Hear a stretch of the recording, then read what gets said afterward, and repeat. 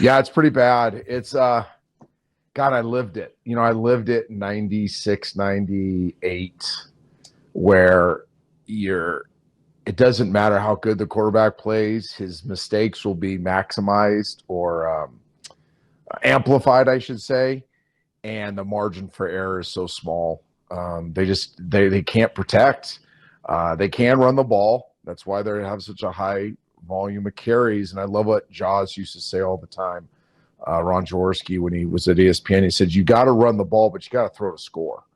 Like, you run because there's a mentality to it. It's a great way of moving the football. It sets up a lot of things, but you score by throwing. And when you can't protect, you can't throw it in the end zone. And when you can't catch, you can't convert. So I broke it down. I did something different this time, and I think it'll kind of help the conversation as it relates to fields. Is I went back and I used a grading system that's pretty commonly used throughout the league, throughout evaluators. And I did a plus, double plus, minus, minus, double minus system. And when you grade a quarterback, the easiest way I think this is the best method of doing it. We've been doing it like this for years at Elite 11. We do it college evaluation. I do this for pro. The GMs I consult with, I use this grading system for the draft eligible quarterbacks. And basically, for the audience, a plus is you made a play. Okay, so you did something outside the X's and O's. You did something, I don't want to say exceptional, but it's beyond the X's and O's. A double plus is an exceptional play. It's a 1%er play. Only the best can make that play. A minus, we call that an amateur mistake. So wide open receiver, Pettis in the flat, throws it in the dirt is an example. And then a double minus is a critical mistake. Does that help kind of lay context here? Yep. Yeah, it does. So do you want to go through it, or do you want us to throw plays at you? No, I'll go. Well, yeah, we can go specific plays. I have them circled on. If you're watching my fat body on Twitch right now with my old man glasses, you can see I got the play-by-plays out so I can refer back to those plays. But it's actually pretty encouraging from a Justin Fields grading standpoint. And the good thing about this grading system is it's still a little subjective, right? I mean, I might argue with a Kurt Warner on what an exceptional play is. Amateur mistake. You could probably add one more minus here. I was pretty friendly to him. In the first drive, I think it is, he misses Mooney on like a deep in route. Yep. Hook route to the right. But the defender's breaking inside and he throws it low and outside. I'm a risk management guy. Tom Brady is also, by the way. A lot of Tom Brady's misses are away from where defenders are breaking. So I kind of gave him a hall pass on that one. But if you want to give him a minus, I'd be fine with that. I have him 7 pluses, which was pretty impressive. 2 double pluses, which I think is a big deal. What are the double pluses? The double pluses can I are guess? the big scramble in the last drive of the game. And the Pettis touchdown. And I'm assuming he took a massive hit on that. The replay doesn't show the pocket. It just shows him on the ground squirming. So you got to tell me on the live broadcast. They missed it. They missed it, Trent. It seemed like he got that Sweat pushed Jones back into him. I don't think it was a massive shot, but basically his own tackle kind of got thrown into him, and then he fell back. Is how it looked to me on the live play. I don't think it was a massive shot, right? But he definitely fell on by a 300+ pound human. He did stand in the pocket and take contact. But yeah, Amazon, that was their first touchdown in 2 weeks, and they missed it live. Yeah, figures Amazon missed it. Yeah. But my point there is a double plus, and this is pretty common. Most quarterbacks would double plus that. Because anytime you have pocket conflict on a vertical dime, that's a double plus. Because that's a hard throw. I mean, you ask anybody, if you have people coming up in your business, and you got to rip it downfield with accuracy, I mean, that's why we're pros, right? That's what we can do that Johnny across the street can't do. And that's a double plus. So let me go back. 7 pluses, 2 double pluses, 3 minuses. I could easily buy 4 minuses there on the first possession, Mooney miss, and then 1 double minus, the interception, which he tries to sidearm. All these guys are changing their arm angle on crossing routes and in breaking routes, and it's actually really cool when you have throwing lanes. but you can't do it when you don't have a throwing lane, and that's why it hits the helmet. So I gave that a double minus. I'm pretty harsh on turnovers. Pretty much any turnover where the quarterback has any culpability, I'm going to give a double minus. That's the missed throw to Ryan Griffin in the end zone. Let's talk about it. That's only a single minus. No, it's not even. Listen, so I put debate on that. So let me get to my note here. Crap, figures I can't see anything, but I put debate here, and here's the one I want to explain. Please, if somebody has the replay, pull it up, because this is going to be really hard to explain, and I got to be politically correct how I say it. When you're throwing a touch ball, especially a touch ball that has a vertical element to it, so you're leading a guy. So think of anything where you're leading a guy up the field. The hardest thing to make is an accurate throw when that player's groin, we'll use his groin, his junk, is not pointed forward.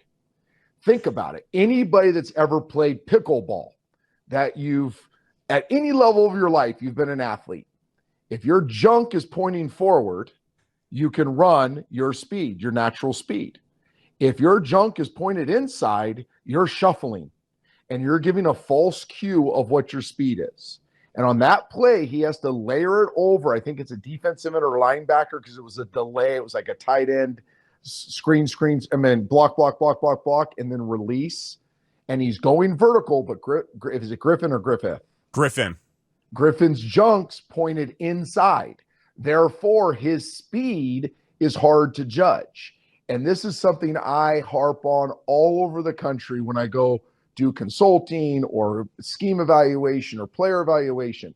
I'm like, you can't blame the quarterback for overthrowing a post route when that guy breaks on a post and his junk goes inside. His junk should be pointing at the goalpost, and he should be peeking his chin over his inside shoulder. So that's one I wrote down right away. Everybody's going to call that a whiff. They don't score on the possession. They don't get the 4th and 1. Justin's going to get all the heat on that. And I would challenge anybody to go throw a touch ball in that moment where you can't gauge a guy's speed. Now, if you can just throw it at him like a dart, different story. Doesn't matter where the junk's pointing. Because you're not gauging speed, you're throwing at a target. But when you're throwing that ball's laid out there to a spot, and you're gauging speed as you're releasing it, and he's given a false cue on his speed. So I will fight to the bitter end for quarterbacks when receivers give them false speed cues on touch balls or vertical balls. You see it all the time on go routes. Young receivers. This is why Aaron Rodgers, by the way, is so ticked at his young receivers. They run a go route. They get separation, and instead of turning their chin over their inside shoulder, they turn their junk inside. Aaron overthrows it by 1 yard, and he's like, well, wait a second. I threw that ball based on your speed when your junk was pointed forward. And all of a sudden, your junk goes inside, and your gait changes, and your stride frequency changes, your stride length changes, and that's why I missed you. So that's really interesting. The false indicator of speed, because Griffin is pointing inwards, and so Fields lofts it where he thinks he would be if the speed was going straight. We get it, and I hear you. Justin, after the game, said, that's on me. I'm an NFL quarterback. I got to hit that. So what is he to do? Should he adjust and throw a dart instead of touch? Should he read that the junk is facing inward and wait because the guy was wide open and Griffin had a couple steps? What is an NFL quarterback to do? I guess you adjust. I would get with that guy and be like, hey, I took it in the press conference, and he should. Justin should eat it in the press conference. But hey, man, here's why I missed you. Let's work on this. We do it all. We drill this every single day. It's my last reminder I make to our receivers before we start the game. As long as I coach, it'll be the number one thing I harp on with receivers is we're running full speed. You guys are great athletes. Quarterbacks are making like millisecond decisions. You can't give them false indicators. So something you work on. And by the way, I love that he answered the question that way. And I know there's a bunch of people rolling their eyes going, oh my God, Trent's pontificating and, being esoteric with all this crap. Go ahead. Believe that all you want. I've been there. And I'll never forget. I miss Bobby Ingram. We're playing Seattle versus San Diego. And we run this sweet corner post move inside against split safety look. By the way, I threw for 360 and like 3 touchdowns in this game. You can look it up. Beat Drew Brees. I'll get right on that. But the 2 I missed, I'll never forget the 2 I missed. I miss well, I actually don't miss. I misread something. Mike Holmgren almost ate my face off as I was coming off the sideline. But on this one, I miss Bobby, and we're running, and it's a 3rd and like 8, and we're running off the field, and he looks at me and goes, "Dog, my bad. I turned inside." And I went, "That's why I love you, Bobby. I love Bobby Ingram forever." By the way, offensive coordinator of Wisconsin right now. Huh. Love Bobby Ingram because he knew it. He knew that after he ran the corner route, he didn't go vertical with his body. He kind of turned inside. And I ripped it kind of because I had to beat the safeties. And I ripped it like 30 yards to where I thought he was going to be based on his normal gait. And he owned it. And most guys don't own it. Most guys, "Oh, you missed me. I was wide open." But you're not wide open if the ball's throwing you to a spot and your speed changes when the ball's in the air. Because that's basically what happens. Your speed changes. Or I can't anticipate your speed. I will certainly defer to your expertise on that. That's why we bring you on. We're talking to Trent Dilfer here, Parkins Spiegel on The Score. I want to talk about the last pass of the game, the last play of the game, the one to Mooney. Seems like the route was too shallow. If he catches it clean, it's a touchdown. He bobbles it, they lose. Also seems to me like he could have put it on more of a line so that it didn't involve an undersized guy like Mooney having to leave his feet to make a catch. What did you see on the play that ultimately ended the game? I went double plus the last 2 throws. The throw to Pettis was ridiculously good. That Pettis just trips over his own 2 feet and still has 2 hands on the ball. I was able to freeze YouTube TV on the pause button. Seemed to be interfered with too. Yep, but on that, I agree. The guy goes across his face, but he still has 2 hands on the ball. And you freeze that at the point of, we call it the moment of truth, right? There's a moment of truth. Yeah. Like when that ball hit your hands, did you catch it or did you not? And the moment of truth, that ball's in both of his hands and it hits the ground. So that the anticipation and bringing him back down to stem, or I don't want to say stem, back to the outside away from the defender. He basically threw him open there. That's a double plus. That was a big time play. And then the one to Mooney's a great throw. You have to throw that thing high. Like, it's a weird concept. I don't hate it, but it's a weird isolation concept, kind of a whip route, so to speak. But if he throws that low, then the receiver has to come back outside the end zone. So he has to throw it high. And again, freezing YouTube TV, if he catches that clean, it's a touchdown.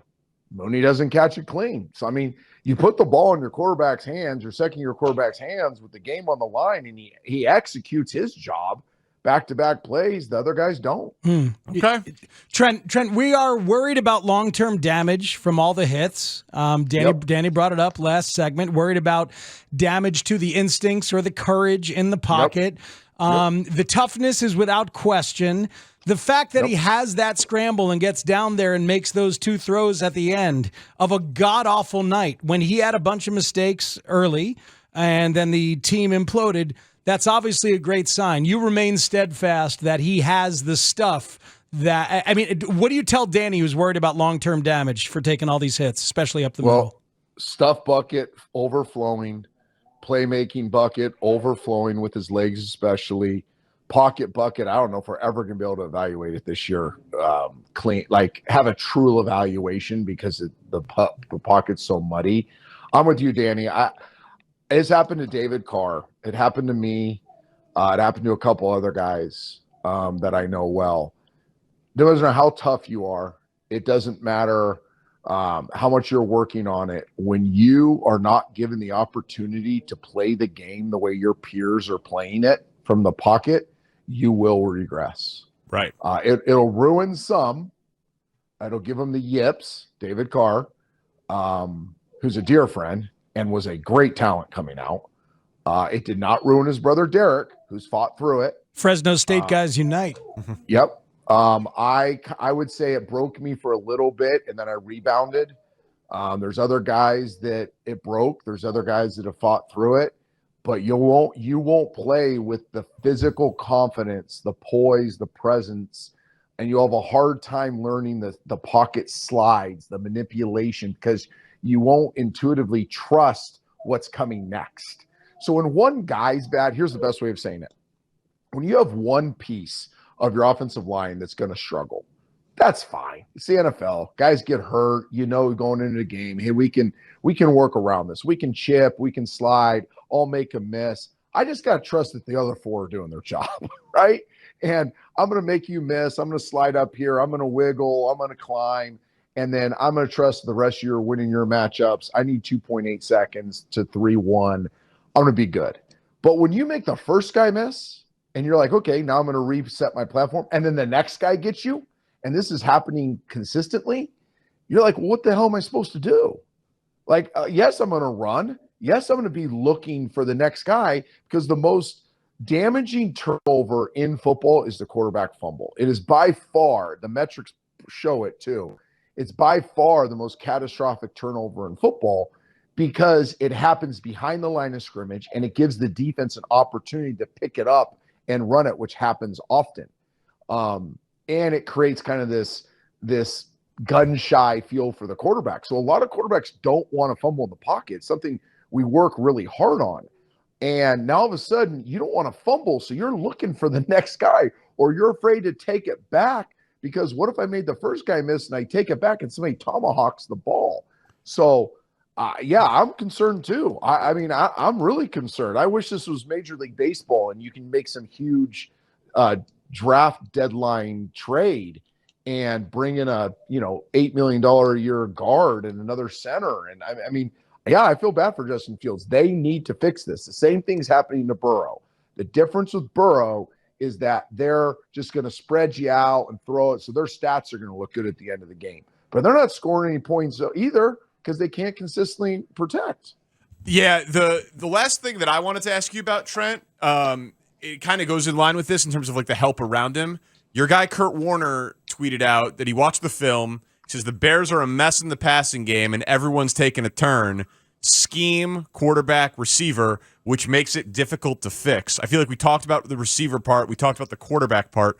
What are you seeing from scheme that is not helping Justin Fields?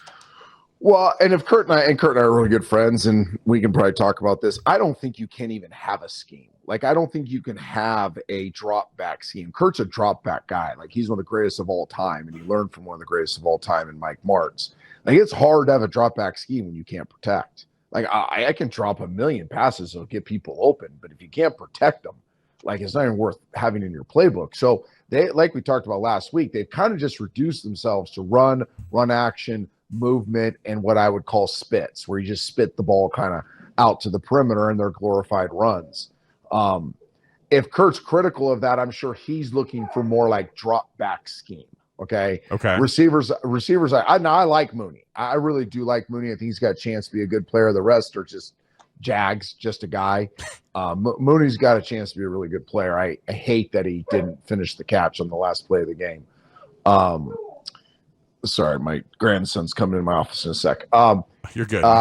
Then my dog's freaking out. I apologize. I was going to say, what's the dog's name? Your grandson's got quite a bark to him there. My dog's name's Nala. She was a rescue dog outside of a crack house in Louisville that my daughter gave me. She is my best friend by far. All right. So going back, I just we've all been there with our players. So I'm probably a little friendlier here. I'm way more circumstantial in my evaluations. The circumstances around this play caller are next to impossible. When you can't protect, when you can't protect, you are really handcuffed in your ability to create. I do think he's very creative in the run game. He's very creative in the misdirection game. I like his movement game, his boot game, his play action game. Oh, by the way, another one of Justin's misses was that first no throw on the great action play. Had a great pocket. He has an in-breaking route. He doesn't throw it. I think Kirk Herbstreit did a replay of it. Yep.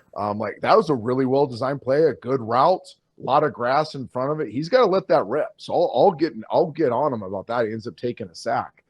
But you can only do so much. I mean, I'm trying to think of an analogy. Right? He's like, go try to race a Ferrari in a Camry.